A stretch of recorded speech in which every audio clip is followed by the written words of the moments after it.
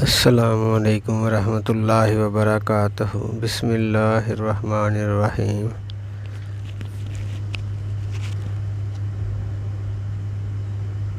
حضرت ابو ذر رضی اللہ تعالیٰ عنہ کہتے ہیں کہ حضور اکرم صلی اللہ علیہ وسلم نے ارشاد فرمایا کہ اے ابو ذر، اگر تو صبح کو جا کر ایک آیت کلام اللہ شریف کی سیکھ لے تو نوافل کی 100 رکعات سے افضل ہے، اور اگر ایک باب علم کا سیکھ لے، خواہ اس وقت وہ معمول بھی ہی ہو یا نہ ہو، 1000 رکعات نفل پڑھنے سے بہتر ہے۔